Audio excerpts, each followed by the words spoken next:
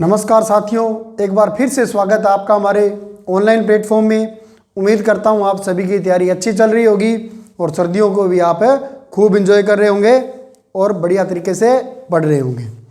आज अपने टॉपिक करने जा रहे हैं महाराणा प्रताप का मुगलों के साथ संबंध भी। पहले बात करते हैं उदय सिंह की भी। उदय सिंह का शासनकाल रहा 1537 से 1572 ईस्वी तक में। महाराणा उदय सिंह के कुल 20 रानियां और 25 पुत्र थे भी पुत्र थे, ठीक है। जिनमें से एक पुत्र था जगमाल, जिसे महाराणा प्रताप ने क्या किया, अपना उत्तराधिकारी बनाया भी, उत्तराधिकारी बनाया, ठीक है भी।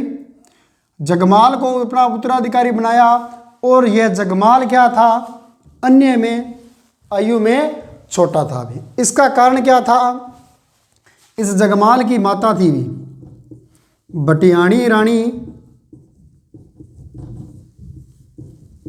धीरबाई, धीरबाई, और यह उदय सिंह था, इस बटियाणी रानी के क्या था, प्रभाव में था भी। कौन है, उदय सिंह भी। तो इसके प्रभाव ने इसने अपना उत्तराधिकारी अपने पुत्र जगमाल को घोषित कर दिया, जबकि इनके 25 पुत्रों में सबसे ज्येष्ठ पुत्र था वह था महाराणा प्रताप। और राजगद्दी का नियम कहता है जो सबसे बड़ा होगा वही गद्दी पर बैठेगा भी। लेकिन इसने बटियाणी रानी धीरबाई के प्रभाव में जगमाल को अपना उत्तराधिकारी नियुक्त कर दिया भी, ठीक है। यह बात अच्छी नहीं लगी किसको, महाराणा प्रताप को। तो इसका सबसे बड़ा पुत्र था महाराणा प्रताप और यह उदय सिंह का सबसे ज्येष्ठ पुत्र था भी, ज्येष्ठ पुत्र। और इसकी माता का नाम था जयवंता बाई, ठीक है, जो कि पाली के अखेराज सोनगरा की पुत्री थी भी, ठीक है। तो महाराणा प्रताप का ननियाल कहाँ पर था भी, पाली में था, ठीक है। अब देखो, राजगद्दी का नियम कहता है प्रताप को बनाना चाहिए, लेकिन बना दिया किसको, जगमाल को। और यह बात पसंद नहीं है किसको, महाराणा प्रताप को भी, ठीक है। तो महाराणा प्रताप के साथ साथ इसके जो सामंत थे भी, जैसे किशनदास था सुलुम्बर का और सांगा था देवगढ़ का। तो राणा सांगा के समय से पहले ही राणा लाखा के समय घोषणा की गई थी कि यहाँ पर जो राजगद्दी पर है उस पर जो भी शासक बैठेगा, पहले सुलुम्बर के जो सामंत है उनसे उसके बारे में विचार विमर्श किया जाएगा, ठीक है। तो इसको बिठाया, तो उनसे बगैर पूछे बिठाया गया था। और इस बात से क्या था, महाराणा प्रताप और इनके पक्ष के जितने भी सामंत थे वो नाराज थे भी, ठीक है। अब महाराणा प्रताप के बचपन का नाम भी, बचपन का नाम, और बचपन का नाम रीट परीक्षा 2018 के अंदर पूछा गया था। इनके बचपन का नाम किक्का था, याद रखना, बचपन का नाम किक्का। पहाड़ी इलाके में जो छोटा बच्चा होता है, प्यारा सा बच्चा होता है, उसको क्या कहते हैं, किक्का कहते हैं, ठीक है। इनकी पत्नी अजब दे पंवार भी, पत्नी अजब दे पंवार भी, ठीक है। महाराणा प्रताप की पत्नी जो इनके साथ जंगल में भी गई थी, ठीक है। अब जब जगमाल को शासक बना दिया गया तो महाराणा प्रताप ने अपने नाना जी को कहा भी नाना जी, बात वो तो बाद में भरना, पहले गद्दी पर काबिज कराओ भी। साथ ही जो सामंत थे वो भी इसके पक्ष में थे। तो 18 फरवरी, ठीक है भी, याद रखना, यह तारीख एग्जाम में कई बार पूछी जा चुकी है। 18 नहीं तो सॉरी 28 फरवरी 1572 को महाराणा प्रताप का राज्याभिषेक हुआ था, याद रखना भी। 28 फरवरी 1572 को महाराणा प्रताप का राज्याभिषेक हुआ और क्वेश्चन बनता है वो ये बनता है, महाराणा प्रताप का राज्याभिषेक कहाँ हुआ था? तो राज्याभिषेक हुआ गोगुंदा में। और गोगुंदा है कहाँ पर भी? उदयपुर में, वर्तमान में उदयपुर में। तो 28 फरवरी 1572 को राज्याभिषेक हुआ गोगुंदा में। फिर एग्जाम में क्वेश्चन आया कि जब महाराणा प्रताप का प्रथम बार राज्याभिषेक हुआ तो राज्याभिषेक किसने करवाया? ठीक है, तो राज्याभिषेक में सहयोग किया सलुम्बर के किशन दास ने भी, किशन दास व देवगढ़ के सांगा ने, इन दोनों ने मिलकर इसका राज्याभिषेक करवाया। कहाँ पर है? गोगुंदा में भी। ठीक है, उसके बाद दूसरी बार इसका राज्याभिषेक हुआ, वह हुआ कुंभलगढ़ दुर्ग में भी। ठीक है, दूसरी बार राज्याभिषेक में, और दूसरी बार राज्याभिषेक हुआ कुंभलगढ़ दुर्ग में। तो यह एग्जाम की दृष्टि से बहुत ही महत्वपूर्ण है भी। तो किस मेवाड़ के शासक का 2 बार राज्याभिषेक हुआ? तो महाराणा प्रताप का 2 बार राज्याभिषेक हुआ भी। कब हुआ? प्रथम बार 28 फरवरी 1572 गोगुंदा में कि सुलुम्बर के किशनदास व देवगढ़ के सांगा के सहयोग से। ठीक है, दूसरी बार हुआ राज्याभिषेक कुंभलगढ़ दुर्ग में। ठीक है, फिर महाराणा प्रताप का जन्म, ठीक है, महाराणा प्रताप का जन्म 2 मई 1540 को कुंभलगढ़ के बादल महल में हुआ भी। 2 मई 1540 बादल महल की जूना कचहरी में, जूना कचहरी, और है कहाँ पर? यह है कुंभलगढ़ में भी।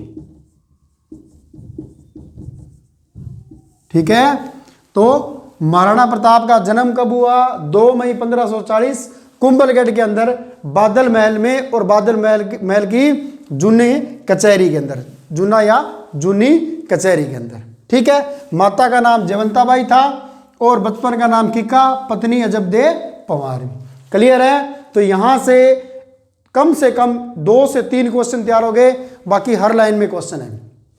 अब देखो, महाराणा प्रताप को जब शासक बना दिया तो जगमाल का क्या होगा? ठीक है, तो जगमाल क्या गया? यह जगमाल चला गया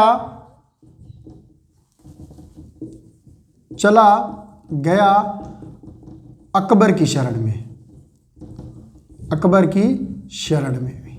ठीक है, इसने एक मूर्खतापूर्ण कार्य कर दिया भी। बदले में अकबर ने क्या किया? इसे सिरोही रियासत दी भी, सिरोही रियासत सौंप दी। किसको? जगमाल को। तो जगमाल को सिरोही की जागीर किसने प्रदान की? अकबर ने प्रदान की भी। ठीक है, उसके बाद यह जगमाल दतानी मैदान, दतानी युद्ध में मारा गया भी। ठीक है, तो यह अकबर की तरफ से लड़ता हुआ दतानी के मैदान में मारा गया 1583 के अंदर। तो जगमाल का किस्सा भी खत्म हो गया। क्लियर है? फिर से देखते हैं। उदय सिंह 1537 से 1572 तक शासन किया। इसकी 20 रानियां और 25 पुत्र थे। इसने अपना उत्तराधिकारी बनाया जगमाल को, जो कि जबकि राजगद्दी के अनुसार बनना किसको था? महाराणा प्रताप को। यह जगमाल, इसकी माता थी बटियानी रानी धीरबाई, जिसके प्रभाव में आकर उदय सिंह ने इसको शासक बना दिया भी। फिर महाराणा प्रताप की माता का नाम जयवंताबाई, जो पाली के अखेरा सोनगरा की पुत्री थी।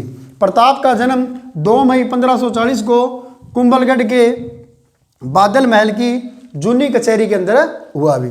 बचपन का नाम किक्का, पत्नी का नाम अजबदे पंवार।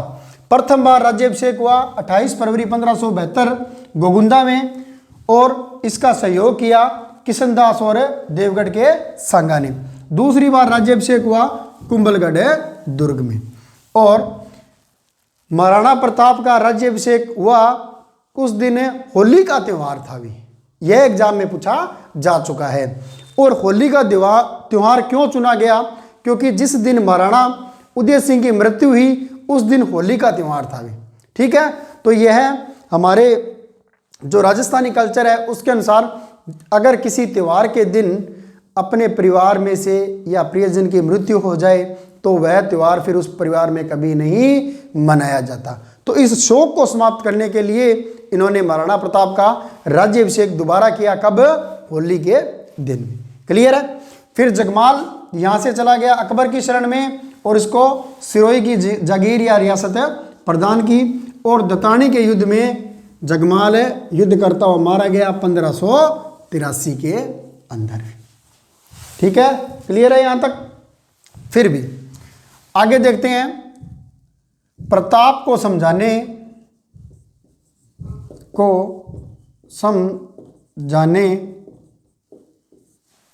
भेजा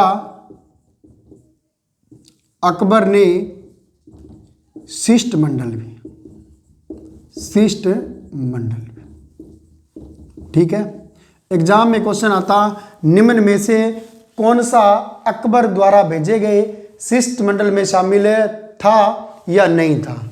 ठीक है, पहले इतने आसान क्वेश्चन आते थे। फिर सेकंड ग्रेड अध्यापक भर्ती परीक्षा 2012 के अंदर क्वेश्चन पूछा गया, अकबर द्वारा प्रताप को जो समझाने गया शिष्टमंडल गया उसका सही क्रम क्या था। ठीक है, तो अकबर को जो शिष्टमंडल भेजा गया उसको 4 बार भेजा गया। कितनी बार भेजा गया? 4 बार भेजा गया। पहली बार गया जलाल खां कोरची भी। ठीक है, दूसरी बार गया मानसिंह कछवाहा भी। तीसरी बार गया भगवान दास या इसी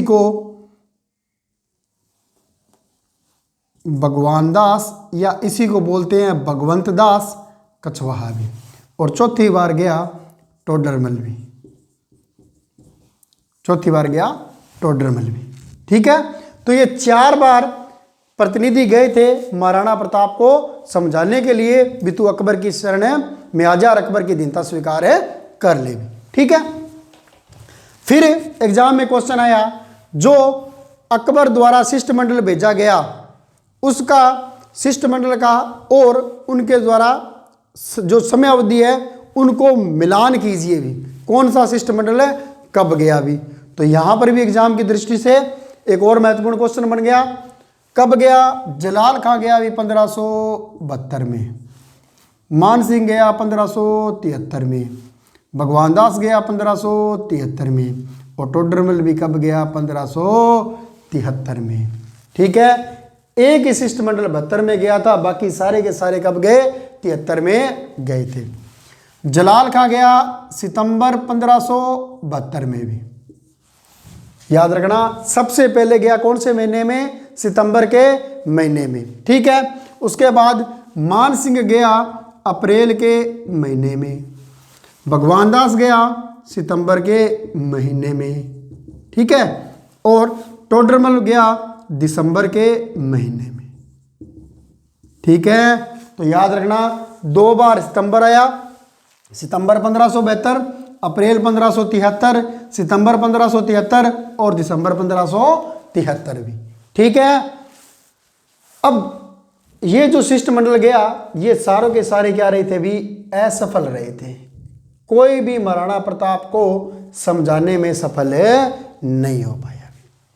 ठीक है, फिर एक ग्रंथ है अमर काव्य वंशावली। ठीक है, अमर काव्य वंशावली भी।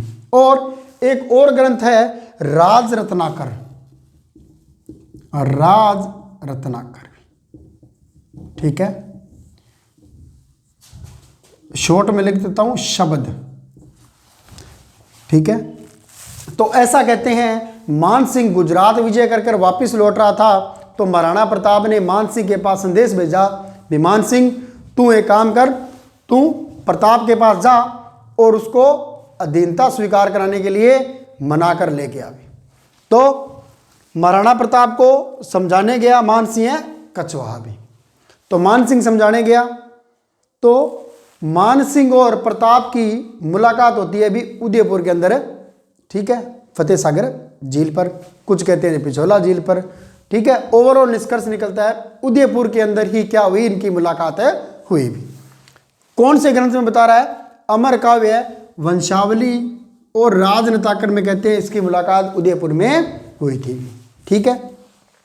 जब मान सिंह वहां पहुंचा तो महाराणा प्रताप, जब शाम को भोजन खाने की बात हुई तो महाराणा प्रताप से कहा कि भोजन करें, तो महाराणा प्रताप ने पेट दर्द का बहाना करते हुए भोजन नहीं किया। तो मान सिंह ने फिर कहा महाराणा को बुलाओ, मैं उनके साथ भोजन खाऊंगा, राजा राजा के साथ करता है। तो उनमें से कोई एक बोला कि महाराणा तो नहीं आएंगे, ठीक है, क्योंकि तुम्हारे संबंध तो यवनों के साथ हो चुके हैं और महाराणा प्रताप शुद्ध क्षत्रिय राजपूत हैं, वह तुम्हारे साथ बैठकर खाना खाने में अपनी बेइज्जती महसूस करते हैं, अपमान महसूस करते हैं। यह सुनते ही गुस्सा आया किसको, मान सिंह को, और मान सिंह वहीं भोजन की थाली छोड़कर चला गया। कुछ लोग कहते हैं, इतिहासकार कहते हैं उसने जो भोजन था वह अपने साथ आए 300 कुत्तों को खिला दिया। कुछ इतिहासकार कहते हैं जब वह जाने लगा, ठीक है, जाने लगा तो महाराणा प्रताप ने क्या किया, उन सारे बर्तनों को और उस जगह को सफाई करवाई और उन बर्तनों को बाहर फेंक दिया। और इस बात का जब पता चला मान सिंह को, तो मान सिंह ने महाराणा प्रताप से कहा कि इस बात की तुम्हें बहुत बड़ी सजा भुगतनी पड़ेगी और आक्रमण के लिए तैयार रहेगी। यह बात कहकर जब मान सिंह जाने लगा तो महाराणा प्रताप ने कहा रुक रहे, कहा कि काम करना, जब आक्रमण करने के लिए आए ना तो अकेले मत आना, अपने फूफा को भी लेके आना। उसका फूफा कौन है, अकबर, क्योंकि उसकी बुआ की शादी अकबर से हुई थी, जोधाबाई की, है ना, हरकाबाई की। तो इस बात के से नाराज होकर मान सिंह कछवाहा ने क्या किया, आक्रमण के लिए उकसाया अकबर को, ठीक है। लेकिन उसके बाद भी भगवान दास जो मान सिंह का पिता था वह समझाने आया, फिर टोडरमल आया भी, ठीक है। इस टोडरमल के बारे में थोड़ी सी बात करते हैं। यह टोडरमल भारत का पहला पटवारी था भी, ठीक है। इस टोडरमल ने क्या किया था, भारत में भू राजस्व व्यवस्था की थी, भूमि पैमाइश का काम किया था। पहली बार भूमि को नापा किसने था, टोडरमल ने इकाई दी थी भूमि को नापने की, इसीलिए इसको क्या कहते हैं, भारत का पहला पटवारी भी, ठीक है। इसके अलावा टोडरमल की हवेली है बठिंडा के अंदर भी, यह भी एग्जाम में पूछा जा चुका है, ठीक है। फिर बात करते हैं हल्दी घाटी का युद्ध भी।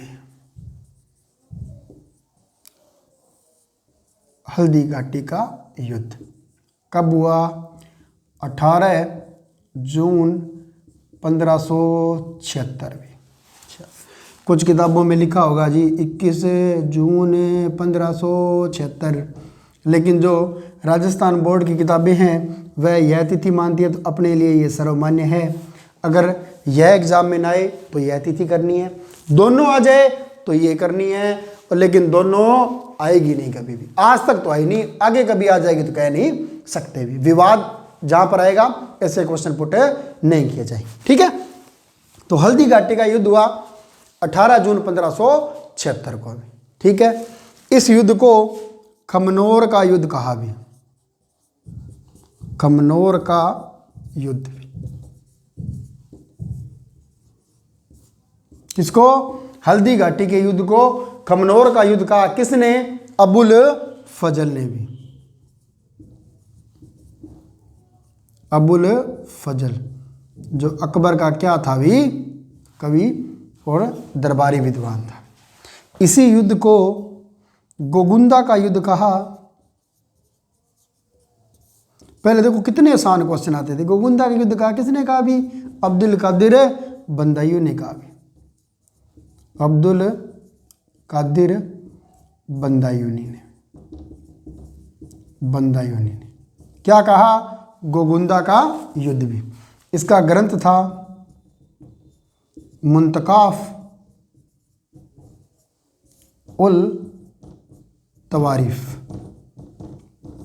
ठीक है। और सबसे बड़ी बात याद रखना, यह हल्दी घाटी युद्ध में सेना के साथ था भी, सेना के साथ युद्ध में शामिल हुआ भी, युद्ध में शामिल। तो इसके द्वारा कही हुई बात ही क्या होगी, सर्वमान्य मानी जाती है। क्लियर है। तो हल्दी घाटी के युद्ध को खमनोर का युद्ध का अबुल फजल ने ग्रंथ लिखा था, कौन सा, आईने अकबरी व अकबर नामा। गोगुंदा का युद्ध कहा अब्दुल कादिर बंदायूनी ने, और इसने ग्रंथ लगा मुंतकाफुल तवारीफ में। और इसके अंदर क्या किया, यह शाही सेना के साथ युद्ध भूमि में शामिल था भी, एकमात्र इतिहासकार था जो युद्ध भूमि में उपस्थित था। ठीक है। तो गोगुंदा, अब याद कैसे रखोगे, ट्रिक देखो, खमनोर का युद्ध, ठीक है, खमनोर का युद्ध अबुल फजल ने, और गोगा जी क्या थे, बंदे थे, क्योंकि लोक देवता थे गोगा जी, वो इंसान ही थे और अपने कर्मों की वजह से क्या बने, लोक देवता। तो गोगा जी क्या थे, बंदे थे, तो गोगुंदा बंदायूनी, गोगुंदा बंदायूनी। और खमनोर का युद्ध अबुल फजल ने कहा भी। ठीक है। और कर्नल टोड ने इसे मेवाड़ की थर्मोपल्ली कहा, थर्मोपल्ली किसने कहा, कर्नल टोड ने। ठीक है। तो इस युद्ध के 4 नाम थे, हल्दी घाटी का युद्ध, उसके बाद गोगुंदा का युद्ध, खमनोर का युद्ध और मेवाड़ की थर्मोपल्ली। क्लियर है। ठीक है। तो प्रताप को समझाने 4 शिष्टमंडल गया। अगर पूछे कर्म क्या था, तो देखो याद करने की ट्रिक याद रखना, हमारे घर में क्या होता है, जो छोटा बच्चा होता है ना, छोटा बच्चा होता है, हेल्दी सा, मोटा मोटा सा, सॉफ्ट सा ना, तो हमारी भाषा में कहते हैं कि गुलगुलो से है, वो बागड़ी में कहते हैं गुलगुलो से है ना। तो गुलगुला से है ना, तो वो क्या बहुत ही मतलब सीधा साधा शरीफ सा होता है। तो हमारी भाषा में कहते हैं कि वो क्या, जमाई बाटो है, जमाई के बाटो है, जमा बाटो, यानी बाटा होता है ना पत्थर, उसकी तरह क्या है, सीधा साधा एक जगह पड़ा है बेचारा। तो जमा बाटो, जैसे जलाल खां कोरची, और माँ से मान सिंह, बा से भगवान दास या भगवान दास, टो से टोडरमल, तो जमा बाटो। 72, 73, 73 और 73, सितंबर, अप्रैल, सितंबर और दिसंबर। फिर 18 जून 1576 को हल्दी घाटी का युद्ध हुआ। ठीक है। और इसे कहा खमनोर का युद्ध अबुल फजल ने, गोगुंदा का युद्ध बंदायूनी ने, और मेवाड़ की थर्मोपल्ली कर्नल जेम्स टोड ने कहा भी। ठीक है। फिर लेटेस्ट में जो आजकल क्वेश्चन आता है, इसी युद्ध के अंदर एक मिनी युद्ध हुआ था, छोटा युद्ध हुआ था, हाथियों का युद्ध भी, हाथियों का युद्ध। तो जब हल्दी घाटी का युद्ध हुआ तो उसके अंदर न केवल सैनिक लड़े बल्कि हाथी भी लड़े थे, इसीलिए इसको हाथियों का युद्ध भी कहते हैं। आरएस के एग्जाम में आया हुआ क्वेश्चन है भी, कौन सा हाथी किसके तरफ से लड़ा था। ठीक है। पहले बात करते हैं यहाँ हाथियों की। एक महाराणा प्रताप के पास हाथी था, ठीक है, एक मानसिंह के पास हाथी था, और बच गए वो अकबर के हाथी थे, अकबर के हाथी थे। ठीक है। तो तीनों जनों के हाथी की बात करेंगे, अकबर के हाथी की बात, प्रताप के हाथी की बात और मानसिंह के हाथी की बात भी। ठीक है। राम प्रसाद था प्रताप का हाथी भी। ठीक है। महाराणा प्रताप के हाथी का नाम था राम प्रसाद, और इसी को जब अकबर ने अपने कब्जे में ले लिया तो इसका नाम रखा पीर प्रसाद भी। ठीक है। तो राम प्रसाद और पीर प्रसाद एक ही था, और एक था लूणा भी। ठीक है।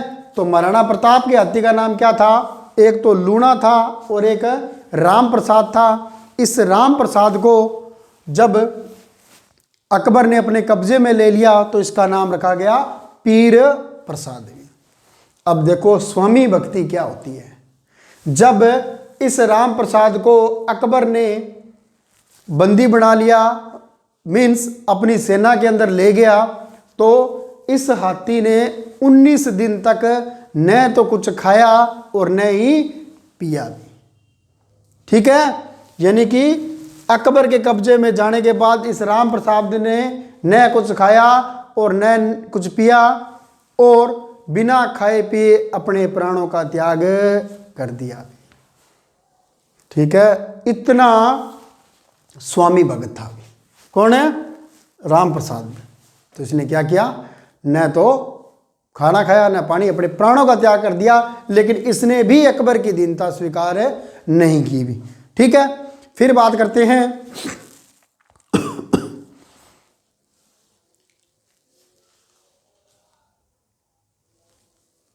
ठीक है, ओके।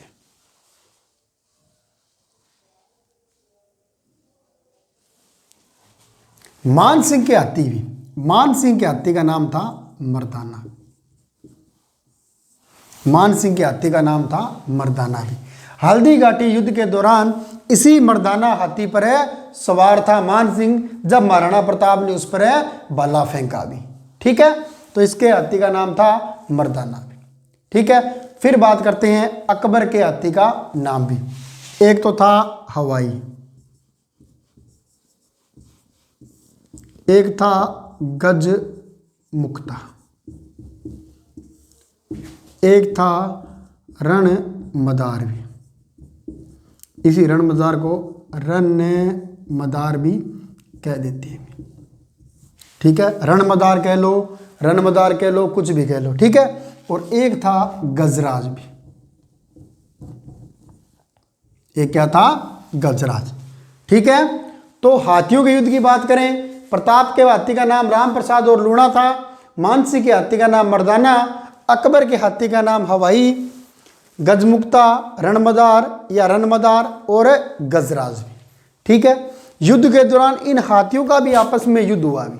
ठीक है, मर्दाना का जो युद्ध हुआ वह हुआ मान सिंह लूणा और गजमुक्ता का आपस में युद्ध हुआ भी। ठीक है, तो पहले बात करते हैं लूणा वर्सेस गजमुक्ता भी। ठीक है, ये जो लूणा था इसका जो महावत था, महावत क्या होता है? जो हाथी का पायलट होता है, ड्राइवर, हाथी का ड्राइवर, पायलट या हाथी को चलाने वाला व्यक्ति महावत। तो लूणा के महावत को गोली मार दी गई, गोली मार दी। तो अब जाहिर सी बात, आजकल मूवी में दिखाते हैं ना, चलती हुई गाड़ी के ड्राइवर को गोली मारती है तो गाड़ी फिर इधर उधर घूमती रहती है। तो इसके जो लूणा था इसके महावत को गोली मार दी। गोली मारने के बाद ये क्या हो गया? अनकंट्रोल हो गया। तब इसके सामने गजमुक्ता को उतारा गया। ठीक है, फिर राम प्रसाद के सामने, राम प्रसाद के सामने रणमदार और गजराज दोनों को उतारा गया अभी। ठीक है, दोनों उतरे किसके सामने? राम प्रसाद के सामने भी। ठीक है, और हाथियों का युद्ध होता है भी वास्तव में बहुत भयंकर होता है भी। ठीक है, हाथी होते हैं वो खतरनाक लड़ते हैं भी, क्योंकि देखो लड़ेंगे तो लड़ेंगे, अपनी सूंड से इधर उधर फेंक देंगे और फेंकने के साथ साथ क्या करेंगे? पैरों के नीचे रौंद कर भी मारते हैं भी। ठीक है, तो इस प्रकार हाथियों का एक युद्ध हुआ और उस युद्ध में प्रताप की तरफ से राम प्रसाद, पीर प्रसाद, मान सिंह की तरफ से मर्दाना, अकबर की तरफ से हवाई और गजमुक्ता, रणमदार व गजराज शामिल हुए।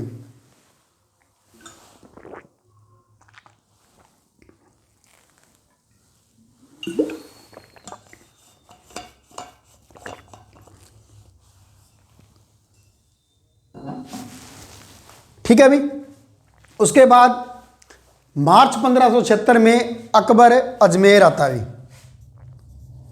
मार्च 1576 में अकबर अजमेर आता है। ठीक है भी। और यहाँ से मान सिंह के नेतृत्व में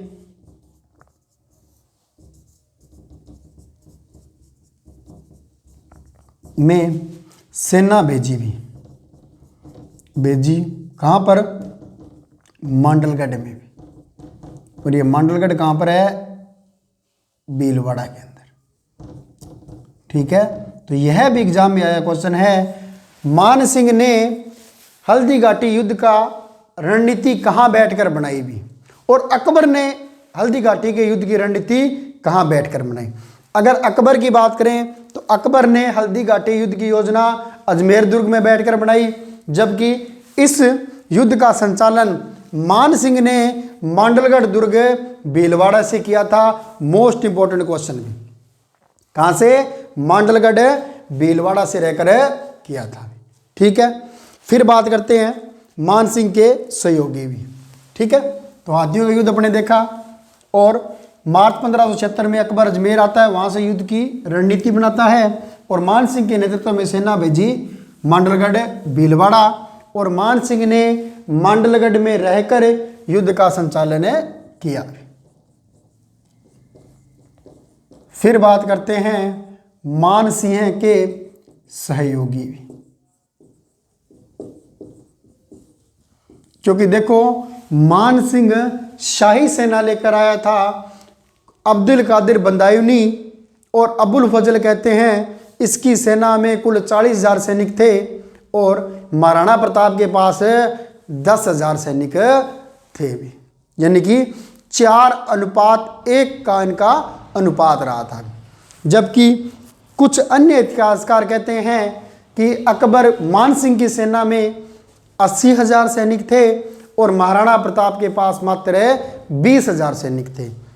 यानी ओवरऑल निष्कर्ष निकालें तो इनकी सेना में 4:1 का अनुपात था, यानी कि अकबर की जो शाही सेना थी उसमें इस प्रताप की सेना से 4 गुना ज़्यादा सैनिक थे। ठीक है, फिर बात करते हैं महाराणा प्रताप ने जो अपनी सेना तैयार की उसमें किसको अपना बनाया, लेकिन उससे पहले देखते हैं मान सिंह के प्रमुख सहयोगी कौन थे भी। पहला था सैयद अहमद खानवी। सैयद अहमद खानवी, याद रखना ये बंदा कौन है, सैयद अहमद खानवी। ठीक है, दूसरा था सैयद हाशिम बरहा, सैयद हाशिम बरहा।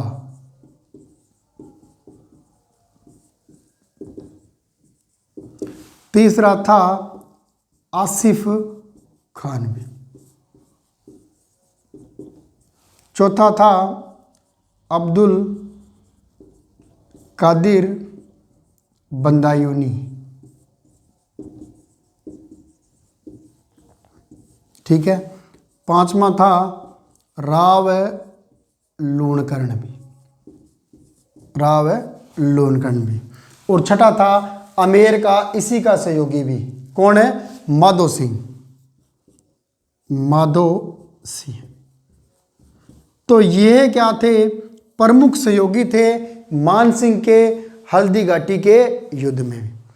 और अगर पूछा जाए हल्दी घाटी का युद्ध है वो अकबर की तरफ से किसने लड़ा, तो मान सिंह के नेतृत्व में यह युद्ध लड़ा गया, जिसमें प्रमुख सहयोगी के रूप में सैयद अहमद खां, सैयद हाशिम खां बरहा, आसिफ खां, अब्दुल कादिर बंदायूनी, राव लूणकर्ण और माधो सिंह इसके प्रमुख सहयोगी थे वे। उसके बाद इस मान सिंह ने क्या किया, मान सिंह ने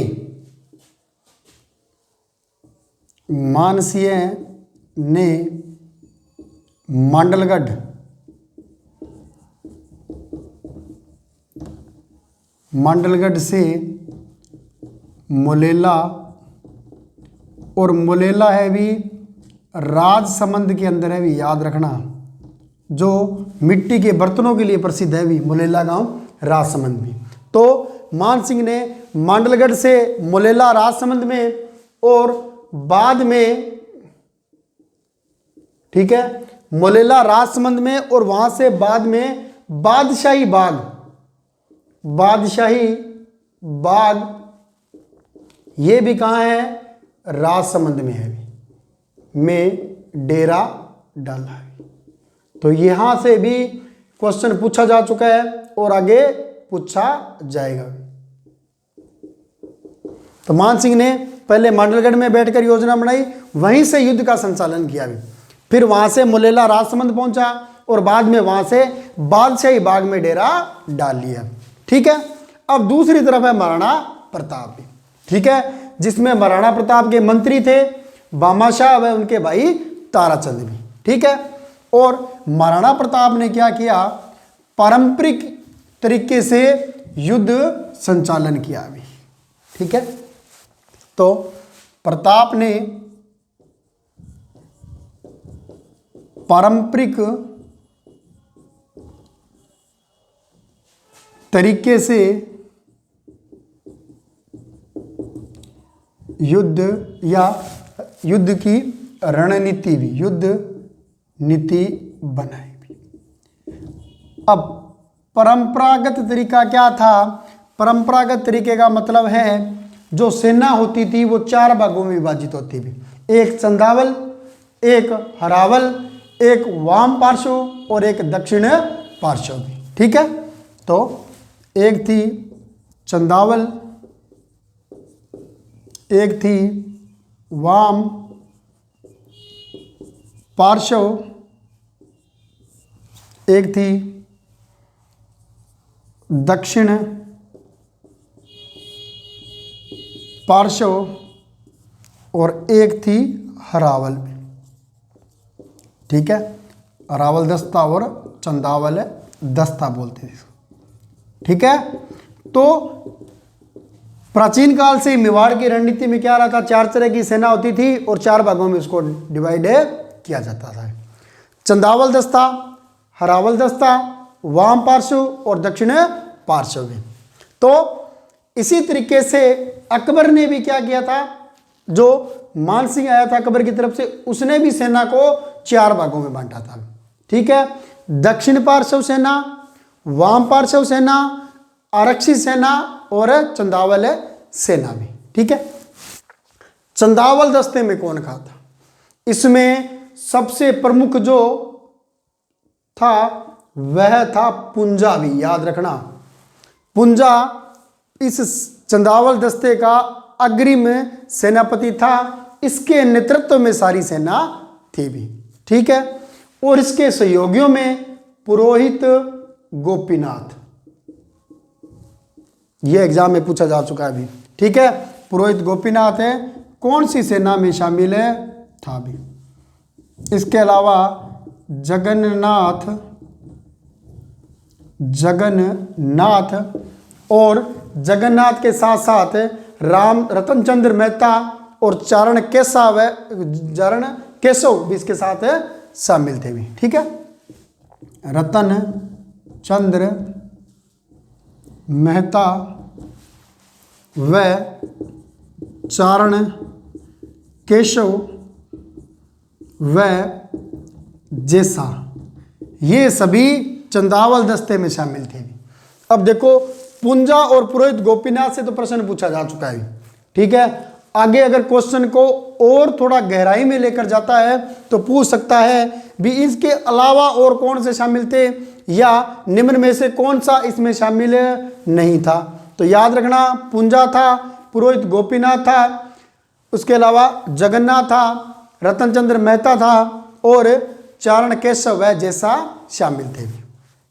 ठीक है, अब वाम पार्श्व की बात करते हैं, इसका नेतृत्व करता मान सिंह झाला था भी, मान सिंह झाला भी, या झाला मान सिंह भी बोल देते इसको, मान सिंह झाला भी। तो जिसको अंडरलाइन कर दिया वह प्रमुख नेतृत्व करता था भी। ठीक है, इसके अलावा झाला बिद्दा, तो ये दोनों महत्वपूर्ण थे भी।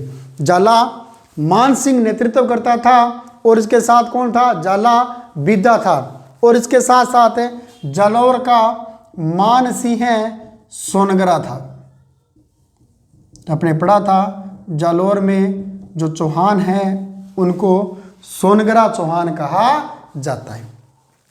तो वाम पार्श्व का नेतृत्व करता मानसिंह झाला था, जिसके साथ झाला बिद्दा और मानसिंह सोनगरा शामिल था। ठीक है, फिर दक्षिण पार्श्व की बात करते हैं। इसमें ग्वालियर का शासक रामशाह और उसके सहयोगी शामिल थे। ग्वालियर शासक राम शाह व सहयोगी भी। ठीक है, तो राम शाह के नेतृत्व में कौन सा दल था? तो दक्षिण पार्श्व था भी, याद रखना।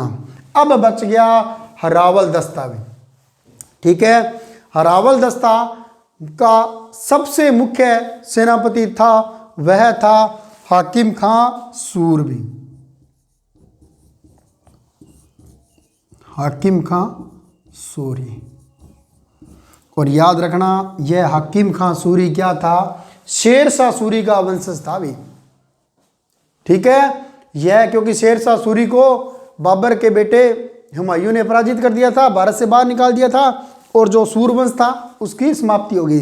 तो यह शेरशाह सूरी का वंशज था और यह दिल्ली के सिंहासन पर वापस बैठना चाहता था, मुगलों से बदला लेना चाहता था। इसीलिए अकबर इसने महाराणा प्रताप की शरण में ये आया था। और महाराणा प्रताप द्वारा इसको शरण देना अकबर को बहुत अटकता था भी, बहुत बुरा लगता था भी, उसने उसको क्यों दे भी। ठीक है, तो हरावल में हाकिम का सूरी और इसके साथ चुने हुए सुलंबर के चुड़ावत जैसे कृष्णदास था, भीम सिंह था, सांगा था। तो लिख देता हूं कृष्णदास, भीम सिंह हैं वह सांगा भी। और ये सांगा कहाँ का था? देवगढ़ वाला सांगा है भी, जो प्रताप को गद्दी पर बिठाता है वही बंदा है। ठीक है, ये इसके साथ थे भी। और ये क्या थे भी? चुंडावत शासक थे। और यही बात थी भी, चुंडावतों की सलाह के बगैर कोई भी मेवाड़ की गद्दी पर नहीं बैठेगा। तो कृष्णदास, भीम सिंह और सांगा देवगढ़ वाले हाकिम का सूरी के साथ हरावल दस्ते में तैनात थे। ठीक है, प्रताप की सेना गोगुंदा से रवाना हुई। रवाना कहां से? गोगुंदा से। ठीक है, अब याद रखना महाराणा प्रताप स्वयं क्या थे? बहुत बड़े रणनीतिकार थे। ठीक है, तो प्रताप की सेना है वह गोगुंदा से रवाना हुई और खमनोर से 10 मील दूर एक लोहे सिंह गांव है भी। ठीक है, कहां पहुंची? खमनोर से 10 मील दूर